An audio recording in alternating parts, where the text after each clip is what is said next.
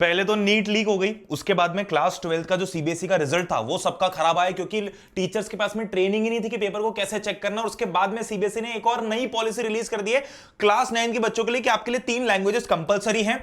इस वीडियो के अंदर मैं आपको पूरी डिटेल में बताने लगा कि ये पॉलिसी क्या है, क्यों और कैसे। ये बिल्कुल जरूरी नहीं थी at this point of time, इसका बिल्कुल इंपॉर्टेंस नहीं था। It should not have been there in place, there is no requirement for this. और कितना भी हम बड़ी बड़ी बातें कर ले, हमारे पास इंफ्रास्ट्रक्चर ही नहीं है। जो सब्जेक्ट्स हैं हमारे, उन सब्जेक्ट्स के टीचर्स तो है नहीं हमारे पास में, और नए सब्जेक्ट्स के टीचर्स और कहां से लेके आएंगे। मतलब इतनी फनी बात है ना ये कि भाई अगर मतलब आप ये कह रहे हो कि 3 लैंग्वेजेस कंपलसरी, मैं आपको ब्रीफ बताता हूं कि उन्होंने 3 लैंग्वेजेस कंपलसरी कर दी और बोला कि इन 3 में से 2 कंपलसरी नेटिव इंडियन लैंग्वेज होनी चाहिए, यानी कि हिंदी, मराठी, तेलुगु, मराठी, कुछ भी आपको लेनी हो तो 2 लैंग्वेजेस नेटिव इंडियन लैंग्वेजेस होनी चाहिए और 1 फॉरेन लैंग्वेज होनी चाहिए। अब बट ऑब्वियस सी बात है कि फॉरेन लैंग्वेज में तो इंग्लिश ही होगी। ऐसा तो बहुत ही मतलब ऐसा तो कोई नहीं करेगा कि हिंदी, मलयालम और फ्रेंच, इंग्लिश कहां गया फिर? तो इंग्लिश तो होना ही है। इंग्लिश के टीचर्स भी है स्कूल में, तो स्कूल खुद बोलेगा कि भाई इंग्लिश लो और हिंदी लो और एक और कोई लैंग्वेज चूज कर लो। अब इसमें सबसे बड़ी प्रॉब्लम क्या है कि पहली बात तो तीसरे सब्जेक्ट का जो बर्डन आया है वो बर्डन आया है, और उसके ऊपर से जो बच्चे सोचते थे मैं फॉरेन लैंग्वेज पढ़ूंगा, मैं जर्मन पढ़ूंगा, मैं फ्रेंच पढ़ूंगा, वो अगर आपको पढ़ना है तो आपको चौथी लैंग्वेज लेनी पड़ेगी। मतलब आप मतलब समझो दिमाग के ऊपर मेरा तो बिल्कुल ऐसा दिमाग घूम गया सोच के। उनका कहने का मतलब यह है कि भाई एक काम करो, तुमको ना एक तुम पहले तो 3 लैंग्वेज सिलेक्ट कर लो। तो भैया तुमने ले ली हिंदी, फिर तुमने बोला कि मैं एक मराठी भी ले लेता हूं, फिर तुमने बोला कि भाई फॉरेन लैंग्वेज में। ऑब्वियस सी बात है आपका स्कूल तुमको डंडे मार मार के इंग्लिश दिला देगा। क्या स्कूल ऐसा बोलेगा कि नहीं इंग्लिश मत लो? अब इसके ऊपर मेरी जो इच्छा थी वो क्या थी कि मैं फ्रेंच पढ़ लूं, तो मैं 4 लैंग्वेज लेके बैठ जाता हूं। अभी तक तो मेरा 2 में काम चल जाता था, जिससे मेरा काम भी होता था। अब मैं 4 लैंग्वेज लेके बैठ जाता हूं। अब ये 4 लैंग्वेजेस हो गई, उसके ऊपर मेरे पास में क्या है भैया? उसके ऊपर से मुझे साइंस पढ़ना है, उसके ऊपर से मुझे एसएसटी पढ़ना है, उसके ऊपर से मुझे मैथ्स पढ़ना है। और इतना नहीं, मेरा जो साइंस है वो भी एडवांस हो गया है। मैं 10th का रिप्रोडक्शन 9th में पढ़ रहा हूं, तो मेरे पास में साइंस में भी सिलेबस बढ़ गया है, एसएसटी की तो किताबें हमसे दी नहीं जा रही हैं, और मैथ्स जो है हमें अभी मैथ्स भी हमारी गणित मंजरी हो गई, तो उसके अंदर भी चीजें आ गई हैं। बहुत अच्छी बात। अब इसके ऊपर से भैया एआई भी कर लो, आईटी भी कर लो, फलाना कोई स्कूल, अब स्कूल के अंदर भी जो सब्जेक्ट्स होंगे फलाने फलाने वो भी कर लो, कुछ वैल्यू एडेड सब्जेक्ट्स भी कर लो। ये सब करके मतलब 10 सब्जेक्ट्स तो आप पढ़ने बैठ जाओ बस। और ये 10 सब्जेक्ट पढ़ने के बाद क्या? उसके बाद क्या? उसके बाद 12th वाले बच्चों का ढंग से चेकिंग नहीं हो रही है नीट के ऊपर। मतलब जो चीजें सही करनी चाहिए ना वो सही नहीं कर रहे हैं। बस कैसे भी करके कुछ नया टोटका दे दे तो मजा आ जाएगा। अब मैं आपको बताता हूं, ये जो सिलेबस, ये जो सर्कुलर है ना, इसमें इतनी सारी फनी बात है, मैं आपको बिल्कुल आप डिटेल में सुनना। 15 मई को रिलीज हुआ, मतलब आज से कुछ 3-4 दिन पहले। अब इसके अंदर ये लिखा हुआ है कि ये जनरली क्या होता है, ऐसे सर्कुलर आता है तो that is valid from next year, कि भाई अभी हमने सर्कुलर दिया है, 1 साल प्रिपरेशन होगी, अगले साल से वैलिड होगा। अब यहां पर क्या किया, 15 तारीख को एक बम फोड़ दिया सारे बच्चों के ऊपर कि भाई तू जो है ना, सुन, तू जो 9th में आ गया है, अब तुझे ना अब तैयारी चालू कर दे, 3 सब्जेक्ट्स पढ़ने तुझे हैं। अभी तो मैं अप्रैल में आया था, अभी तो मैंने स्टार्ट ही किया था अप्रैल के अंदर, अभी मैं 9th स्टार्ट हुई थी ना। अब मैं क्या एक सब्जेक्ट, मतलब आप बिल्कुल अच्छा। और समर वेकेशन में पढ़ने का टाइम मिल जाता बच्चों। अरे भाई समर वेकेशन में भी नहीं पढ़ने देंगे, क्योंकि वो सिलेबस ही 1 जुलाई को रिलीज करने वाले हैं। भाई इतनी फनी बात है, मैं आपको सारी चीजें बताता हूं इसके बारे में। मतलब मुझे जेन्युइनली इतना बुरा लग रहा है ना कि ये जो क्लास 9 की जनरेशन है, आप जो क्लास 9 में अभी आए हो, you are the unluckiest generation of all times. इस मतलब एक तरफ तो ये हो गया कि भाई आपका साइंस डिफिकल्ट हो गया है, सोशल साइंस की बुक तो आई नहीं, हमें पता ही नहीं कि सोशल साइंस के अंदर क्या है, कहने की बड़ी बड़ी बातें करती, बट उसका सिलेबस ही नहीं पता है कि वो कैसे निकलेगी, बुक कैसी है। मैथ्स के अंदर सब बड़ा हो गया है, मतलब मैथ्स का सिलेबस भी चेंज कर दिया है। अब ठीक है, उस बात से प्रॉब्लम नहीं है, क्योंकि यार हमें शुरुआत से पता है ना कि हमको पढ़ना है ज्यादा, तो ये हम पढ़ लेंगे। अब ये एक सब्जेक्ट का कंपल्शन कहां से आ गया भाई? मतलब लॉजिकल बात है, अगर मुझे अपने करियर में, मान लो ऐसा समझते हैं कि मैं अपने करियर को 10% बेटर बनाना चाहता हूं, तो वो पंजाबी पढ़ के, तमिल पढ़ के, तेलुगु पढ़ के, मराठी पढ़ के आएगा, या फिर जर्मन और फ्रेंच पढ़ के आएगा? मतलब मेरा सिंपल सा क्वेश्चन है कि भाई अगर हमको, भाई हम ऐसे भी कहने को तो हम विश्व गुरु हैं सब हैं, पर हमारे यहां अभी भी कोई इतना वो नहीं है कि अगर आपको मराठी आती हो, अरे भाई आना मतलब बोलना आना चाहिए ना उसमें। मतलब अब उसको किताब में पढ़ के क्या करेगा बच्चा? उसके सवाल जवाब करके क्या करेगा? उसके एग्जाम देके क्या करेगा? और ये एक और चीज बोलते हैं कि भैया ये जो होगी ना, इसकी 10th बोर्ड में आपका ये नहीं आएगा। अरे तो 10th बोर्ड में नहीं आएगा तो 9th की फाइनल एग्जाम में तो आएगा ना, 9th की फाइनल एग्जाम तो होगी। अब मुझे एक बात बताओ, जिन स्कूलों के पास में अभी तक साइंस के टीचर नहीं मिल रहे हैं, उनके यहां फिजिक्स, केमिस्ट्री, बायोलॉजी के टीचर्स नहीं मिल रहे ढंग से, वो एक नेटिव लैंग्वेज का भी टीचर ले आए। मतलब नेटिव लैंग्वेज तो शौक की चीज होती है ना।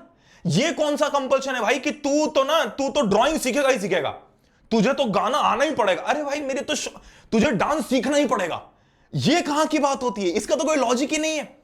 मैं पिछले 5 साल से क्लास 9 के बच्चों को अलग अलग लेवल पे मेंटोर करते आ रहा हूं। मैंने वो टाइम भी देखा है जब मैं ऐसा कोई बहुत बूढ़ा नहीं हो गया बट ये कि मैंने क्लास 9 का वो वाला टाइम भी देखा जब आपका पूरा सिलेबस आता था जिसमें कोई डिडक्शन नहीं था, फिर आपका सिलेबस डिडक्शन हुआ कोविड के बाद में, फिर कुछ चीजें ऐड अप हुई। मैंने बहुत सारी चीजें देखी और कभी मुझे इतना वियर्ड या इतना गुस्सा नहीं आया जितना अभी आ रहा है। और प्रॉब्लम पता है क्या है कि ठीक है, अब ऐसे तो फिर मतलब ये बातें ना अथॉरिटीज बोलेंगी कि भैया हम तो कुछ बदलाव करते हैं तो भी आप आके चिल्लाते हो, हम बदलाव नहीं करते हैं तो भी आप आके चिल्लाते हो। फेयर पॉइंट, सारी अथॉरिटी से मैं कहता हूं बहुत अच्छी बात है, आपने सही बात पकड़ी। ठीक है, आप कुछ चेंज लेके आ रहे हो, पर जो जैसा होना चाहिए पहले वो वैसा करा तो दो।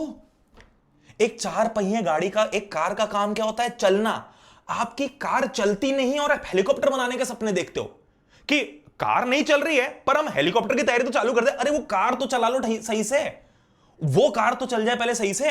जो 12वीं की एग्जाम सदियों से होती आ रही है, वो 12वीं के एग्जाम के अंदर नई नई चेकिंग के मेथड लिया जिसकी टीचर्स का ट्रेनिंग नहीं है, आधे बच्चों का रिजल्ट खराब हो गया, कितने सारे बच्चों का फ्यूचर जेन्युइनली स्पॉइल हो गया क्योंकि वो अपने जो इंपॉर्टेंट उनके जो कॉलेजेस थे, मान लो किसी ने जेई से बहुत अच्छी रैंक हासिल कर ली, उस रैंक को हासिल करने के बाद उसको जो कॉलेज चाहिए था उसको कॉलेज ही नहीं मिलेगा बिकॉज उसके पास वो रैंक ही नहीं, उसके पास वो 12th में परसेंटेज ही नहीं है। नीट का पेपर लीक हो गया, क्या किया एनटीए ने? कुछ नहीं किया, किसी ने कुछ नहीं किया।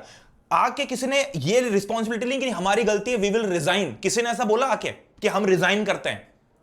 23 लाख बच्चों के सामने मजाक बना के रख दिया है और फिर भी किसी में इतनी हिम्मत नहीं हुई, इतनी औकात नहीं किसी की कि ये बोल दे। चलो कमिंग बैक, ठीक है, तो मैं आप लोगों को बताता हूं बेसिकली। अब देखो, कर तो दिया है तो होना क्या है ना? हम कोशिश कर सकते हैं आवाज उठाने की, बट अब आ गया है तो करना तो पड़ेगा। सिंपल सी बात है, क्लास 9 से, अब से, मतलब जनरली क्या होता है, कोई भी जो नया नियम आता है वो 5th या 6th क्लास से चालू होता है। यहां पर उन्होंने बोला कि 9 से ही चालू हो जाएगा। अब आप जो बच्चे अब 9th में आए हो, पहली बात तो आपका अभी का 9th का सिलेबस भी नया हो गया। आपका डेफिनेटली जब आप अगले साल 10th में जाओगे तो आपको 10th का सिलेबस भी नया मिलेगा और ये सारी भसड़ के साथ में भी आपको डील करना है। क्या है भैया? 3 लैंग्वेज पॉलिसी 1 जुलाई 2026 से वैलिड हो जाएगी। अब क्या क्या होने वाला है इसके अंदर, ये पूरा इतना बड़ा सर्कुलर है, मैं आप लोगों को बता देता हूं। ये इन्होंने पूरा सर्कुलर दिया था, इसके अंदर क्या क्या चीजें लिखी, मैंने सारी चीजें नोट डाउन करके आपको बता देता हूं। सिंपल सी बात है, अब क्या होगा, अभी तक 2 लैंग्वेज सिस्टम कॉमन चल रहा था कि आपकी एक हिंदी होगी, इंग्लिश होगी, है ना, फिर संस्कृत होगी, इंग्लिश होगी, फिर इंग्लिश होगी, फ्रेंच होगी। मतलब बेसिकली होती है कि आप 2 लैंग्वेज सब्जेक्ट्स ले लेते थे आराम से, उसमें कोई दिक्कत नहीं होती थी, स्कूल के पास में भी उतना इंफ्रास्ट्रक्चर था। अब क्या हुआ है, अब 3 लैंग्वेज कंपलसरी कर दी है। अभी तक आपके पास में लैंग्वेज चॉइस फ्लेक्सिबल थी, जो लेना हो ले लो। अब आपके पास में 2 इंडियन लैंग्वेज कंपलसरी है ना? अब होगा क्या, इनका कहना यह है कि भैया नेटिव लैंग्वेज पे फोकस बढ़ेगा ना, बच्चों को नेटिव लैंग्वेज आनी चाहिए। तो भाई वो तो उसको वैसे भी आती थी। मुझे एक बात बताओ, जो बच्चा महाराष्ट्र में रहता है जिसके घर में मराठी बोली जाती है, क्या वो इस चीज का मोहताज था कि उसको स्कूल के अंदर जब तक उसको 9th क्लास के अंदर मराठी की बुक नहीं मिलेगी तब तक वो मराठी नहीं बोलेगा, या पंजाबी नहीं बोलेगा पंजाब का बच्चा, या तेलुगु नहीं बोलेगा, तमिल नहीं बोलेगा, उड़िया नहीं बोलेगा? ये तो नहीं था ना। आ रही थी अभी तक भी नेटिव लैंग्वेजेस। और अगर नेटिव लैंग्वेजेस को इतना प्रमोट करना ही है तो भैया उसकी पिक्चरें निकाल दो, मूवीज निकाल दो उसको जबरदस्ती टेक्स्ट बुक पे थोपने से क्या मतलब? और कहते हैं कि स्टूडेंट को प्रेशर ना हो इसलिए 10th में बोर्ड नहीं। तो 9th में एग्जाम होगी ना, 10th में इंटरनल एग्जाम होगी ना। जो बच्चा पहले 10th में जाके परेशान रहता है कि मेरे इंटरनल के मार्क्स कैसे आएंगे, स्कूल वाले उसको इस बात पे भी टॉर्चर करेंगे कि ओए तेरे को चाहिए कि नहीं चाहिए वो तीसरे सब्जेक्ट के मार्क्स, चाहिए कि नहीं चाहिए? इतना भयंकर, मतलब मैं क्या बताऊं, कुछ इसके नियम कानून बताता हूं। बेसिकली क्या है कि हर स्कूल के पास में हर स्कूल अपने अपने डिसीजन ले सकता है, बट सबसे बिल्कुल ये सारे पॉइंटर्स तो हैं, आप रीड कर सकते हो पॉज करके, बट सबसे इंपॉर्टेंट पॉइंट जो दिमाग में है वो ये है कि स्कूल टीचर कहां से लाएगा। बड़े प्राइवेट स्कूल में तो फिर भी ठीक है, वहां तो फ्रेंच भी होता है, ये भी होता है। जो छोटे प्राइवेट स्कूल्स हैं या जो गवर्नमेंट स्कूल्स हैं, वहां पर टीचर वैसे ही छुट्टी पे रहता है, तो ये पढ़ाने कौन आएगा? एक और टीचर कौन पढ़ाएगा? और इन्होंने अपनी पॉलिसी के अंदर खुद ये चीज लिखी है कि अगर आपके स्कूल में टीचर नहीं है, कोई बात नहीं, जो भी आपके स्कूल का टीचर हो, जिसमें से वो एक टीचर जिसको भी थोड़ा बहुत वो सब्जेक्ट का नॉलेज हो, वो पढ़ा दे आके। मतलब आपके मैथ्स वाली मैडम आई, उन्होंने 2nd पीरियड लिया, 2nd पीरियड के अंदर आके उन्होंने मैथ्स पढ़ाया, और 4th पीरियड में आके वही आपको पंजाबी सिखा रही है। अब टीचर की बैंडविड्थ स्कूल इसमें क्या करे? मतलब मेरी प्रॉब्लम इससे बिल्कुल नहीं है, डोंट गेट मी रॉन्ग, मैं तो अप्रिशिएट करता हूं कि कुछ अच्छा आए, कुछ नया आए। ये चीज में वॉलंटरी आप 4 चीजें डालते हैं ना, ये लैंग्वेज वाला जो ये नाटक किया है, इससे बढ़िया कुछ एंटरप्रेन्योरशिप या कुछ ऐसा बिजनेस माइंडसेट या कुछ लर्निंग या कुछ ऐसी कोई चीज लाते ना जिससे कि बच्चे के करियर में सच में हेल्प हो रही, तो मैं उसको 100 बार अप्रिशिएट करता। फिर उसकी एग्जाम भी ले लेते, भले मैं पढ़ाता आके सिंगल हैंडेडली 3 सब्जेक्ट्स पढ़ाता हूं 9th के 3, तो ये भी पढ़ा लेता। पर लैंग्वेज में घुसना है, मतलब पता नहीं लैंग्वेज के पीछे क्यों पड़े हुए हैं। अब देखो होगा क्या, मैं आपको सिंपल फंडे बताता हूं, ये आपके स्कूल वाले आपको बहुत अच्छे से गाइड कर देंगे। अब आपको क्या होगा कि तीनों जो लैंग्वेजेस हैं आपको R1 R2 या R3 कैटेगरी में डिवाइड करनी है। मतलब आपको ये बोलना है कि भाई जैसे फॉर एग्जांपल मैं R1 में हूं, तो R1 आपकी मेन लैंग्वेज हो गई। मतलब आप सिलेक्ट कर सकते हो कि R1 क्या होगी, तो आपने R1 सिलेक्ट कर ली भैया हिंदी, R2 आपने सिलेक्ट कर ली इंग्लिश, R3 आपने सिलेक्ट कर ली। अब देखो अगर आपने इसको हिंदी ले लिया, अगर आपने इसको इंग्लिश ले लिया, तो इंग्लिश को भी ये फॉरेन लैंग्वेज बोल रहे हैं। अब इंग्लिश अगर फॉरेन लैंग्वेज हो गई तो ये आपकी हो गई नेटिव लैंग्वेज, तो आपको तीसरी भी कंपलसरीली नेटिव लैंग्वेज लेनी है। यानी कि अब आपको तीसरी लैंग्वेज या तो तेलुगु, मराठी, पंजाबी, जो भी उसमें लिस्ट में, आसामीज, उड़िया, इनमें से कोई सी लेनी है। अब मान लो आपने ले ली उड़िया, ये आपकी हो गई तीसरी लैंग्वेज। अब ये जो R3 है ये कंपलसरी नहीं, मतलब कंपलसरी तो हो गई है, इसकी बोर्ड एग्जाम नहीं होगी, बस इसकी बोर्ड एग्जाम नहीं होगी 10th में। 9th में तो आपके एग्जाम स्कूल वाले ले ही लेंगे। अब अगर स्कूल के पास में टीचर्स नहीं है तो स्कूल वाले भी इसको मजाक मस्ती में ही करेंगे ना। तो कुल मिला के नई पॉलिसी निकाल के मजाक बनाने से क्या मतलब। अब तुम बोलोगे चलो कोई बात नहीं भैया, मैं तो ना पढ़ लूंगा, आप चिंता मत करो, मैं पढ़ूंगा। कौन सी किताब से पढ़ोगे? तुम्हारी एसएसटी की किताब भी अभी तक रिलीज नहीं हुई है, तो ये उड़िया की किताब कहां से लाओगे? नहीं है इसकी किताब, सच में नहीं है। सीबीएसई वालों ने ये साफ बोल दिया है कि हमारे पास इनकी किताबें नहीं है दोस्त, ये हम दे रहे हैं पर इसकी किताब नहीं है। अच्छा पढ़ना हो तो क्या करें, तो हमें काम करेंगे, हम ना 6th क्लास की किताब लॉन्च करेंगे, वो 6th क्लास की किताब से आप पढ़ना। मतलब मैं 9th में आया हूं, अब मैं 6th की किताब से पहले तो पंजाबी पढ़ूं और उसका सिलेबस पूरा याद करूं, फिर उसकी एग्जाम दूं, है ना। और उसकी किताब कब आएगी? अच्छा चलो समर वेकेशन से पढ़ लेता हूं। उसकी किताब कब आएगी? उसकी किताब आएगी 1 जुलाई के बाद, मतलब उसके आसपास आएगी। उन्होंने बोला है बिफोर 1 जुलाई हम सिलेबस दे देंगे, बट कुछ नहीं, एसएसटी नहीं दिया अभी तक। मतलब कितनी बेसिक और कितनी फालतू बात है, ठीक है। अब ये जो है 9th के जो भी बच्चे इस बैच में हैं उनके लिए अप्लाई होता है। सेम पॉलिसी 10th में भी आपके साथ कंटिन्यू होगी। मतलब ये वाला जीवन आपको 10th में भी जीना है और आपके आने वाले जूनियर्स का भी यही जीवन होने वाला है। 3 लैंग्वेजेस मैंडेटरी हो गई हैं, 2 लैंग्वेज इंडियन होनी है, सारी चीजें यहां पर लिखी हुई है, ठीक है। कहने को कह रहे हैं कि भाई ये ट्रांजिशनल अप्रोच है, ऐसा होगा वैसा होगा। अब इसमें कॉम्बिनेशन कौन कौन सा अलाउड है देखो ध्यान से। इंग्लिश हिंदी संस्कृत ले सकते हो, है ना, क्योंकि इंग्लिश फॉरेन लैंग्वेज हो गई, ये फॉरेन लैंग्वेज हो गई, नेटिव लैंग्वेज हो गई, नेटिव लैंग्वेज हो गई। हिंदी मराठी फ्रेंच ले सकते हो। अब क्या कोई ये कॉम्बिनेशन कभी लेगा? नहीं लेगा, क्योंकि स्कूल वाले बोलेंगे ना भाई फ्रेंच नहीं, तो इंग्लिश ले चुपचाप। जिन स्कूल्स के पास में, जो छोटे स्कूल से जिनके पास में फ्रेंच वैसे ही नहीं थी, अब उसमें कहां से, तो लेना तो इंग्लिश ही पड़ेगी। अब वो एक एक नए नए टीचर ढूंढने लग जाएंगे, है ना। अब स्कूल वाले भी नए टीचर ढूंढने में तो कतराएंगे इसी कि भाई एक टीचर को पढ़ाएंगे, सैलरी बढ़ जाएगी, खर्चा बढ़ जाएगा, क्यों करना, अपने टीचर से पढ़वा लो, ठीक है। इंग्लिश तमिल हिंदी ले सकते हो, इंग्लिश बंगाली संस्कृत ले सकते हो, है ना। अब देखो फॉरेन लैंग्वेजेस अलाउड है। आप चाहो तो फ्रेंच जर्मन स्पेनिश ये इनको और भी ले सकते हो, पर आपको उसको चौथी लैंग्वेज बनाना पड़ेगा। मतलब अगर आपको फ्रेंच या जर्मन में से कोई सी लैंग्वेज पढ़नी है तो ये कॉम्बिनेशन रखना पड़ेगा आपको। अब आप पागल हो जाओगे, संस्कृत भी पढ़ लो हिंदी पढ़ लो, तो कोई भी ये नहीं लेगा। मतलब ये तो इंटरेस्ट आपने खत्म ही कर दिया कि जिसको पढ़ना था वो तो वैसे भी नहीं ले सकता। अब इसके अलावा मिथ वर्सेस रियलिटी देख लेते हैं। बोर्ड एग्जाम्स तो नहीं होगी, है ना, ये सिर्फ इंटरनल एग्जाम होगी, पर इंटरनल भी होगी, ठीक है। फॉरेन लैंग्वेज बैन नहीं हुई है, दे आर स्टिल अलाउड, आपको एक बढ़ानी पड़ेगी। करंट क्लास 10 के स्टूडेंट्स को कोई इससे फर्क नहीं पड़ेगा, जो अभी क्लास 10 के बच्चे इनको कोई फर्क नहीं पड़ेगा, सिर्फ क्लास 9 से जो अभी बच्चे हैं और जो अब जो बच्चे जो अगले साल 10th में जाएंगे उन पर फर्क पड़ेगा। और हिंदी का भी कोई फोर्स नहीं है, स्कूल खुद चूज कर सकते हैं कि कौन सी इंडियन लैंग्वेजेस होनी चाहिए। अब ये सारी चीजें मैंने बताया, मार्क्स जो है वो सर्टिफिकेट में आएंगे, मतलब आपकी जो 10th बोर्ड होगी उसके अंदर भी इसके मार्क्स आएंगे। तो भले ही बोर्ड नहीं होगी बट मार्क्स आएंगे, जो स्कूल मार्क्स देगा, that mark those marks will be visible on your 10th marksheet. अब प्रॉब्लम क्या है? टीचर्स है नहीं रूरल स्कूल्स में, कोई भाई वैसे टीचर्स नहीं मेन सब्जेक्ट्स के, तो याले कहां से लेके आएंगे? नए रिसोर्सेस, नए प्लानिंग, जो छोटे स्कूल्स हो बेचारे कैसे करेंगे? मतलब कोई भी चीज कैसे सिस्टमेटिकली होगी, किसी के पास में कोई आइडिया नहीं है इसका। अब जो भी लोग हैं उसमें सबका अपना अपना सपोर्ट है, सारी चीजें हैं, बट मेरा सिंपल सा कहने का मतलब यह है कि I would have appreciated the changes if what you were supposed to do you did that correctly। अगर आप ढंग की 12वीं की चेकिंग होती अभी तक सब कुछ, और ये चेंज अगर करना था तो छठी से कर देते। मतलब इसी साल में क्या पड़ा है कि भाई आनी ही चाहिए नेटिव लैंग्वेज, इसी साल में आनी चाहिए।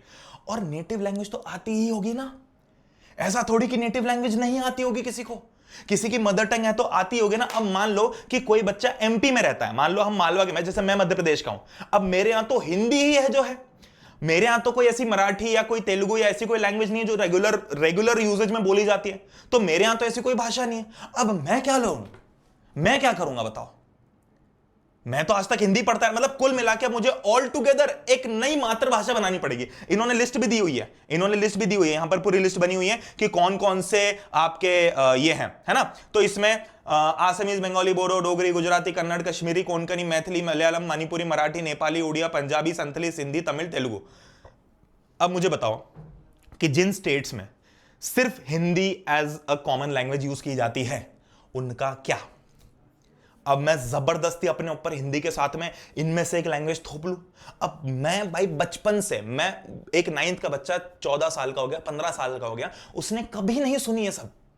अब वो जबरदस्ती ये लेगा क्योंकि उसको 9th में पढ़ना है। अब या तो स्कूल वाले इतने सपोर्टिव होंगे कि इसको खारिज कर देंगे, बोलेंगे भाई तू जो लिखना हो लिख, मैं तो मार्क्स दे दूंगा, तो फिर तो कोई मतलब ही नहीं हो ये करके।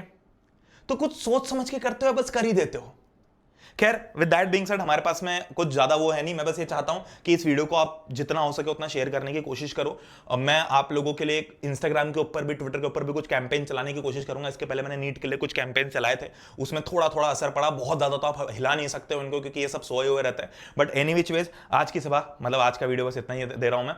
अगर आप लोग नए हो इस चैनल के ऊपर तो सब्सक्राइब जरूर कर लेना, क्योंकि क्लास 9 का इकलौता ऐसा चैनल जो पिछले 5-6 सालों से सिर्फ क्लास 9 के पीछे लगा हुआ है, और मैं लगा रहूंगा। चाहे वो ये पॉलिसी लाएं, चाहे वो 100 पॉलिसी लाएं, कोई टीचर नहीं होगा, मैं पढ़ाऊंगा, टेंशन लेने की जरूरत नहीं है, ठीक है। मैं खड़ा हूं क्लास 9 के अंदर, हाथ पकड़ के आपका एंड तक खड़ा रहूंगा, और इस बात का सबूत है, इस चैनल को खोल के देख लो, पिछले 5 साल की आपको हिस्ट्री दिख जाएगी इस पूरे चैनल की, ठीक है। तो that being said, thank you so much. I am genuinely very sorry for you कि आपको ये सब देखना पड़ रहा है, बट कोई बात नहीं, हम सब मिलके इसको पार कर लेंगे। लव यू ऑल, जय हिंद, वंदे मातरम, बाय बाय।